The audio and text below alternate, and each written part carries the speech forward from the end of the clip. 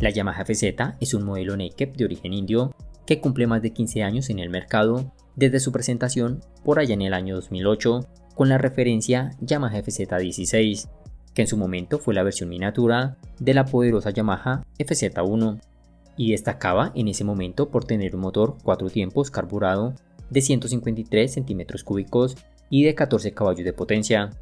Luego, en 2015, llega la popular Yamaha FZ versión 2.0, que renovaba toda su estética y estrenaba un nuevo motor de 149 centímetros cúbicos con inyección de combustible y de solo 13 caballos de potencia. Después, en 2019, llega la Yamaha FZ versión 3.0, que mantiene el motor de 13 caballos, agrega iluminación LED, sistema de ABS y estrena un diseño que se asemeja al modelo Yamaha FZ25.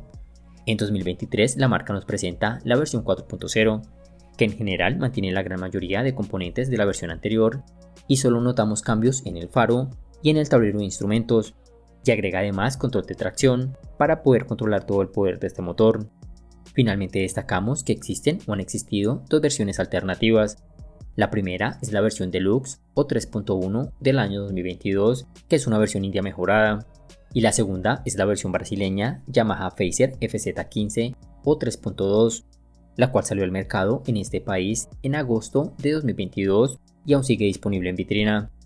De todas estas versiones, la más comercializada en el continente americano y la más opcionada a llegar a Colombia por cuestiones de precio es la Yamaha FZ versión 3.0.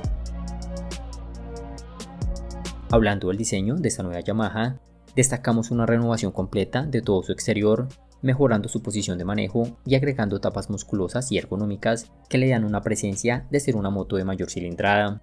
Al frente sobresale el faro pequeño y minimalista de estilo redondo, la iluminación full LED en su luz principal y bombillo convencional en sus direccionales, el tablero de instrumentos digital monocromático, el manubrio alto y deportivo de una sola pieza, las tapas frontales aerodinámicas, las tapas laterales grandes,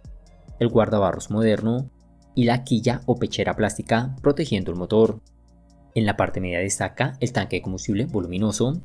el sillín de una sola pieza y de doble nivel, las tapas plásticas que protegen la electrónica y el chasis tipo diamante en acero.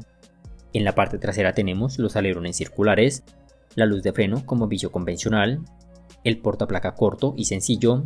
el guardabarro sujeto al basculante y el sistema de escape pequeño. En la suspensión tenemos una horquilla telescópica convencional en la parte frontal y un basculante en doble brazo en acero, acompañado de un monochoke ajustable en precarga en 7 posiciones.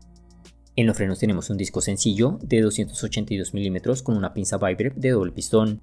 y en la parte trasera tenemos un disco de 220 mm con una pinza de un solo pistón, y contamos de serie con sistema de ABS antibloqueo de un solo canal en el disco delantero. En las llantas tenemos rines en aleación de aluminio de 17 pulgadas con neumáticos deportivos 180 en la parte frontal y 140-60 en la parte trasera. Como distancia mínima al suelo tenemos 165 mm y como altura al asiento tenemos 790 mm.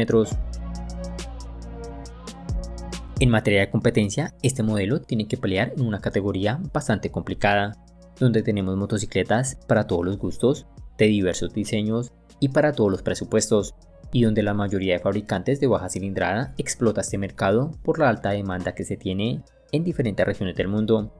Aquí esta nueva Yamaha FZ versión 3.0 tiene que competir de frente contra la Honda X-Blade 160, la Benelli TNT 150, la Suzuki Gixxer 150, la nueva Hero Extreme 160R, la clásica TBS Apache 160, la CF Moto 150 NK, la italiana Benelli 180S, la Pulsar NS 160 o la nueva Bajaj Pulsar N 160, la poderosa Honda CB 190R y la Hauke DR 160S.